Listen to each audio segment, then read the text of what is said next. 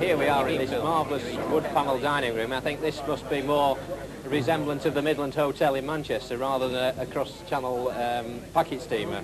But as you can see by the dining room layout, here we have this beautiful silverware, which obviously belongs to the company. Not tending to use a great deal today, but it certainly was in the heyday of this ship. We have full waiter service on board here. Most of the channel packet steamers now are either self-service or very limited menu. Here we have a full menu, full three-course menu available for passengers.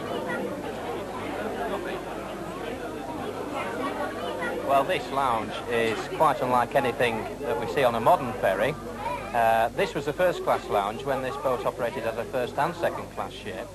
And this is where the posh people came and really enjoyed the crossing. As you can see, it's fitted out with freestanding furniture, very comfortable settees.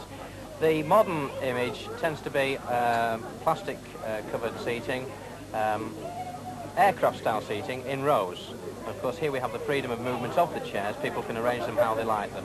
The wood panelling that we've seen elsewhere in the ship is extended into this lounge, and as you can see we have a beautiful clock, barometer and the mirror over the fireplace here. In a heyday, people used to be able to pick up letterheads out of the racks which are on the wall behind us and write letters on Isle of Man steam packet notepaper and then send them to their friends when they got to the island. But of course all that's gone now, that's a thing of the past. She may be luxurious, but functional too, built for a rough crossing.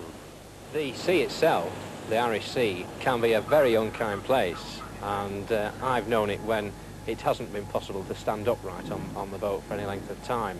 People being thrown from one side of the ship to the other, the waves coming so high up the side of the boat that they've been smashing the glass on the promenade deck windows.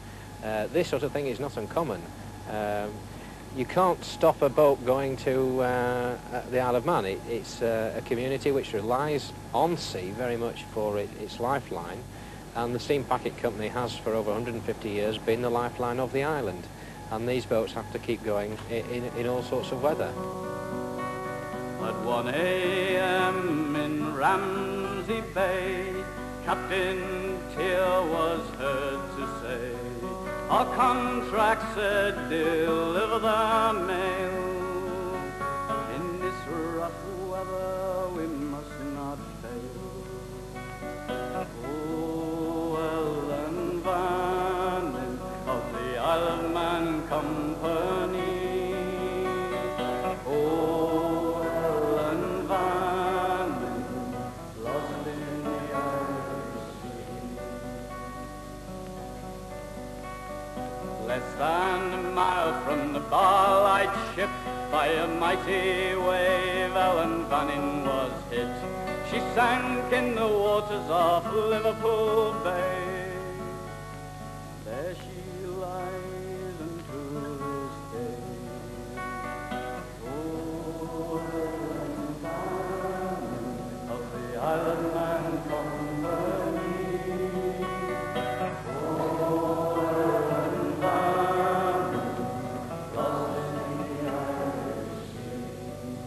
The Song of Ellen Vannin, but unsung is the part played by Manx ships at Dunkirk. Mona's Queen, King Orry and the Fenella were all sunk during the British evacuation. The Manxman is part of a long tradition, but how important is she to the historian? Mike Stammers is Keeper of Maritime History for the Merseyside Museums. Well, she's unique now. She's the last of the cross-channel ferries. There were literally dozens of passenger services conducted by these vessels out of the Mersey years ago. They've all gradually changed over to the new style of ship which can carry cars and passengers, sort of roll-on, roll-off vessels. She's the last one. You'd also find them, of course, going across the English Channel and across the North Sea. And again, there's nothing quite like her left. So she's pretty important. As a historian, though, do you think she's really worth saving? I mean, is she particularly special? I mean, all right, she's the last, but is she unusual?